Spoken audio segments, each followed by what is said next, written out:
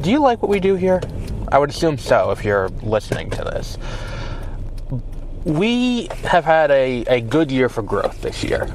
We've had substantial growth on all the podcast feeds with new subscribers. We have the new YouTube channel with a bunch of new subscribers there too. But we want to carry this over into 2026 so we can continue to provide high-quality entertainment, high-quality news, high-quality reviews, and all that kind of stuff. So what we're asking for going into next year is, if you have the ability, we're not asking for a lot, you can donate. Go to ko-fi.com/MWP News and make a donation.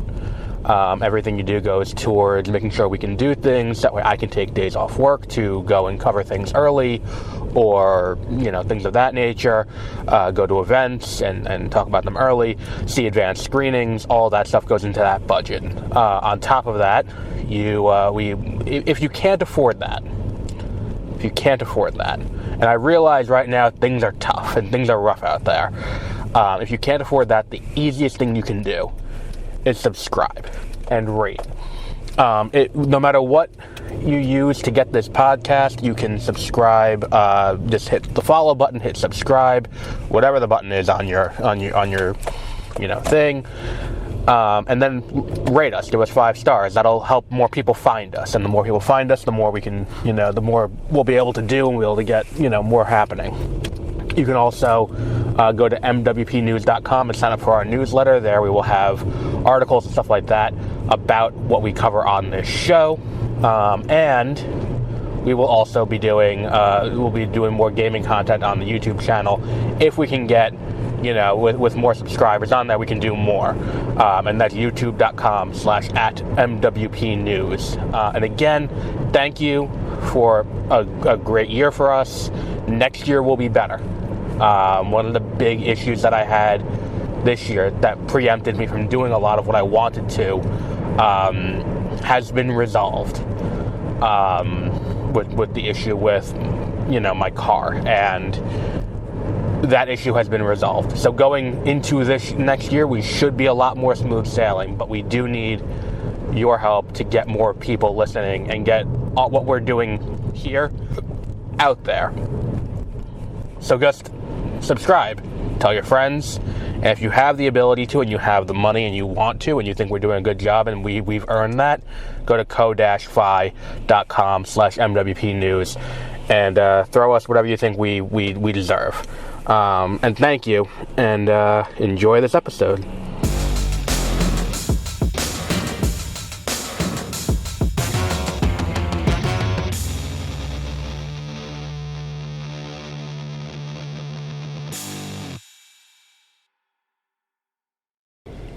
Good evening, and welcome to Beware of Spoilers. I am Adam. I just saw Gore Verbinski's new movie. For most people, the biggest movie he did was he did the 3 Pirates of the Caribbean movies, or probably more than that. I know for certain he did the first 3. Curse of the Black Pearl, Dead Man's Chest, and At World's End. He may have done the other 2 as well. I don't remember off the top of my head. But regardless, he has a new movie out. It's called Good Luck, Have Fun, Don't Die.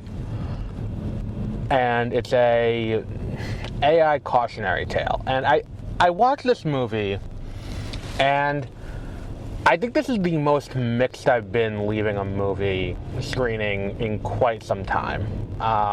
Possibly ever. Because there's a lot of, the highs are really high in this movie. And there's a lot of really great moments. I'm not going to spoil it too deeply because the movie doesn't come out till later in the week. But, there's a whole sequence with, with Juno Temple, where she's, her character loses her son in a school shooting, and there's a service that exists that gives the son, that can give you your son back. You have to pick and choose the traits. And that whole sequence feels very much like a science fiction short story that's very interesting and well done. And the other two flashbacks, too, for Ingrid and for Michael Pena and Zazie Beetz, whose names I'm forgetting in the movie, those are also really interesting, too. This idea of, like, hypnosis through the phones, through an app. And then there's also, you know, Ingrid's story where it's a continuation of the hypnosis through the phone, but, like, with virtual reality and the promise of a reality. I mean, really what it is it's Superior Iron Man. The promise of a reality that you can get through this. And at its core, what this movie's about is a guy goes back in time because in the future humanity has gone to shit because everyone is using AI. And AI has basically taken over the world, and people aren't aware of how bad things are. And, you know, it's something that he needs to go back in time and stop from happening. So he goes back to, you know, back to the, you know, 2026, and he goes to this diner, and he's got to get a team together to go and do that.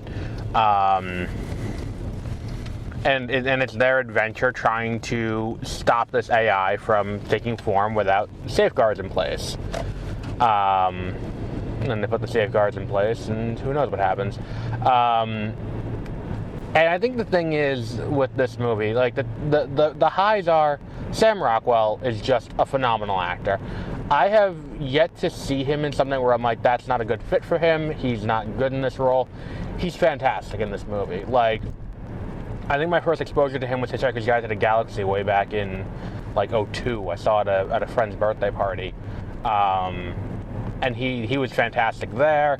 Obviously, Iron Man 2, he's fantastic in Iron Man 2 as the bad guy. I mean, even when he's playing a slowly repentant racist in Best of Enemies, I mean, he does that well too. He's just a great actor, and the chaotic energy he brings to this movie, I kind of want to say it feels almost like Deadpool-y, where he's like, you know, he doesn't break the fourth wall to the camera, but he does do a lot of like, you know, asides, talking to himself, talking to them, but not really, and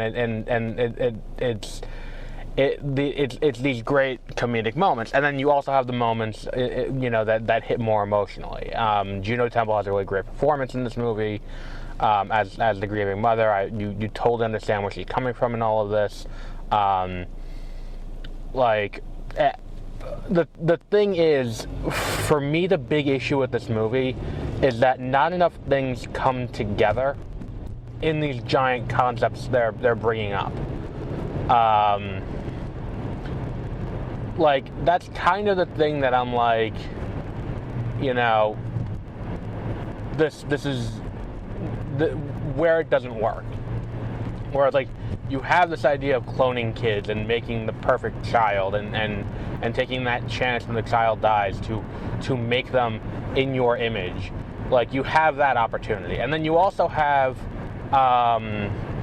later on, like, the idea of, like, you know, the virtual reality headsets, and I get that that's meant to go more toward the future, and it's like that's more what gets people involved and all of that, and it's like the future seems like oddly dystopian, but it also like isn't really described that way. The idea that, like, you know, there are drones that just, you know, kill people, and it's a whole thing, and that's kind of my issue with it, is that it's like, I don't need the world building to be explicit. I don't need you to lay out every single thing the entire way through for me to understand what you're going for in this movie. I promise you I don't need that. What I would like in a movie like this is an explanation, like, about, like, how all these disparate things kind of come together. Like, there isn't even, like, logos in common. Like, there kind of is. It's like a triangle barcode, but, like, it's just kind of a little bit, like, it's kind of a little haphazard and slapdash is kind of what I'm going for here. Like, it's not, you know, it doesn't coalesce neatly, and I'm not saying everything needs to come together neatly in the end. The movie even, you know, kind of attacks that, but, like, the idea that we have this omnipotent force, and it's like this idea that, like, is the AI meant to be like an Old Testament demon? Like, is that what this is? Is that what they're going for here? Like, maybe, I don't know. Like, are there superpowers? Perhaps. Like, you know, who knows? And then, like, at the end, there's a weird moment where it's like, so how does that, like, how did we get to this resolution where we end up in this different, you know, in this scenario? It doesn't quite all fit. And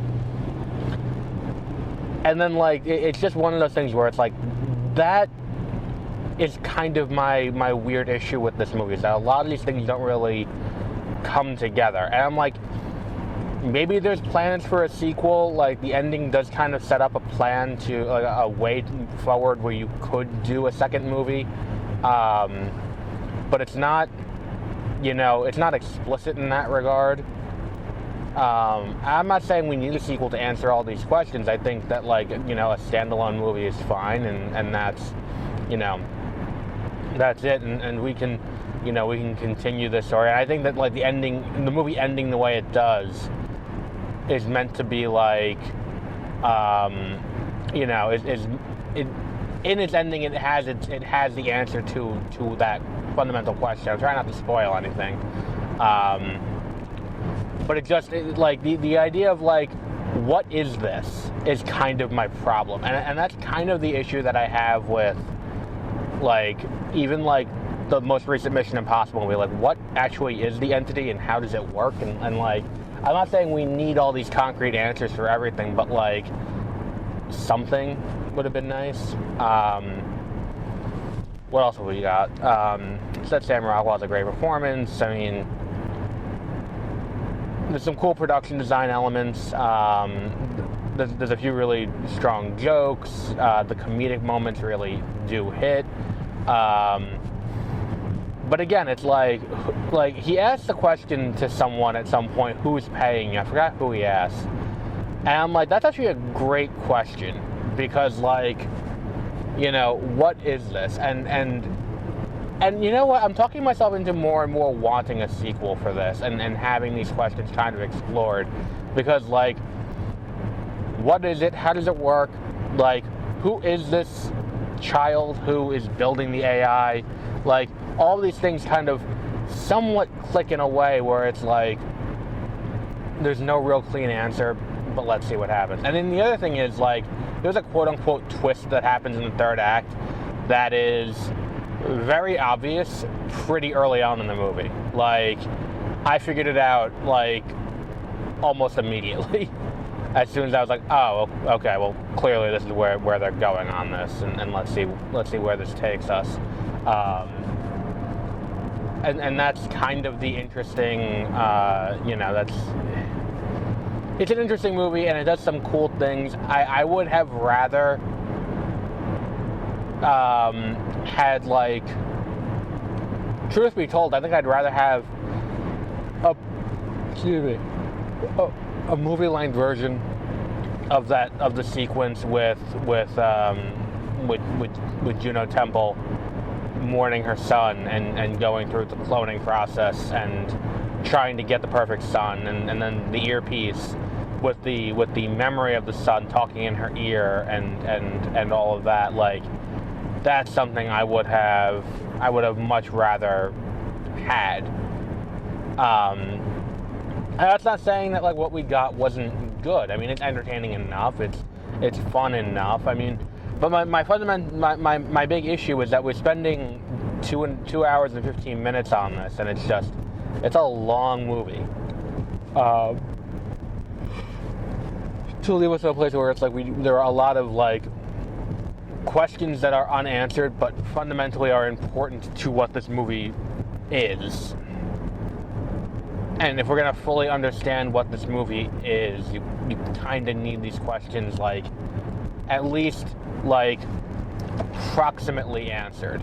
Like, we can't do it and have it be like, you don't have to explicitly answer everything, but, like, maybe line it up a little bit cleaner. Like, to be honest, I probably could have done without the backstory for Zazie Beetz and Michael Pena. I think you probably could have gotten through this movie without that, and that would have A, saved time, or B, given you the opportunity to kind of further flesh out these things. Because like, I think it would have been smarter if it was like, you know, Susan and then her backstory with her, you know, with the death of her son. As like the idea that like it's such a fertile idea. Like, yeah, school shootings are so common that we're not going to address the problem. We're just going to resell you your kid. It's such an interesting idea. And the fact that there are competing companies that will try to do that is so just smart. Like, that's a really solid idea. And I would, like, it reminds me almost of, what was that movie we saw a few years ago with Emil Clark? The Pod Generation. Where it's like, this is a really smart idea, and it would have given you a lot more room to really get this working. It's just a shame that, like, it's missing that. Like, it's just a shame that we don't get that for an entire movie. This idea of, like, you know, rather than addressing the root issue with the guns, it's just, we're just gonna sell you a clone of your kid. And then there are people who are going to, oh my god, the two other parents, I don't know the actors' names, but they do such a great job. It's like, oh yeah, this is the 4th time we've lost our daughter. This is the 4th time she got shot and she died in a school shooting, and it's like, we decided to just have fun with it, right? So we're like, we made her ridiculously tall, she's a little racist, you know, she's Muslim, we're not, but she's Muslim now. Like, that whole thing, it's like, and the thing is too, it's like, the two of them are playing it where it's like this undercurrent just pain to the whole thing, where it's like, we keep losing our daughter over and over again, and it makes it mean nothing. And I think that fundamentally that's kind of what this movie is about. It's about the trivialization of human life through technology. And the idea that, you know, we're going to, you know, do this, or we're going to recreate the existence of a chatbot, or we're going to, you know, we're having people be so attached to their phones that they're forgetting what's going on around them, or we're going to have people in virtual reality headsets that see an alternate, better version of reality. These are all really interesting ideas that just aren't baked all the way through. It coalesces into something that's mostly done, but it's still missing a little something. There's still just something missing. It's 4 stars. I think without Sam Rockwell, it's probably 3 stars, because he's great in this movie. And I guess I look forward to, like, that's the thing, is that's like, it doesn't matter who directs the movie, it doesn't matter who's in the movie besides him. It's like, if I see he's there, I'm showing up for it. My biggest disappointment was not enough Michael Pena and Zazie Beetz. It's like, they have so little screen time and so little time to actually do anything that it doesn't quite mesh with what I was hoping for from these two, because she's great too. I mean, I loved her in Deadpool 2. I just rewatched it.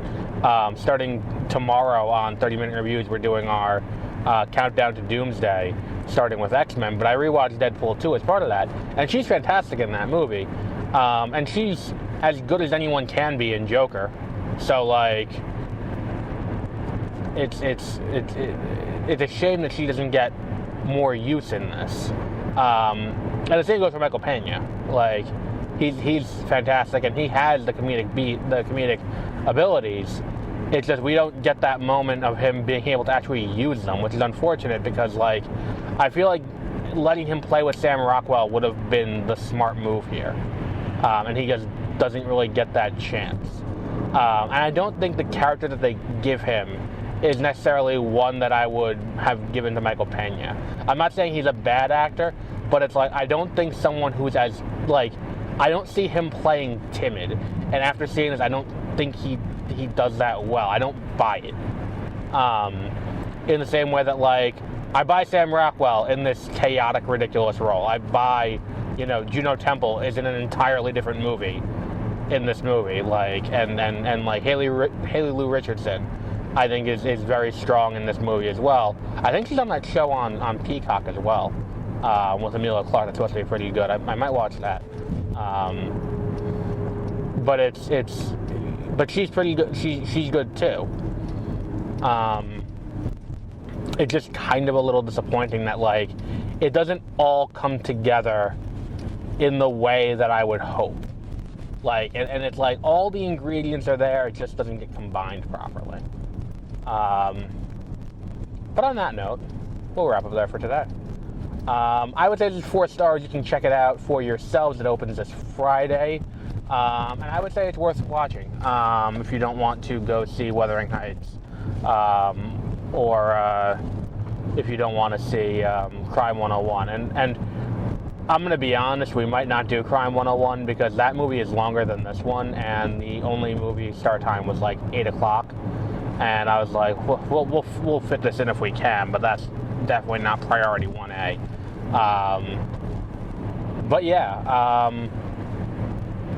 we might do Wuthering Heights. I'm still up in the air about that. If you want to hear me talk about the 1939 Wuthering Heights, you can head on over to 30-Minute Reviews on Monday of last week, or 2 days ago. An episode went up where I talk about the 1939 Wuthering Heights movie and, whether or not Jacob Elordi is miscast based on how Heathcliff is characterized and how and is described in that movie, and whether or not that movie actually is a romance. And if you want to hear me talk about Backyard Hockey 02, go over to the Backlog Files. But we'll wrap up there for today. And until our next episode, have a great rest of your week.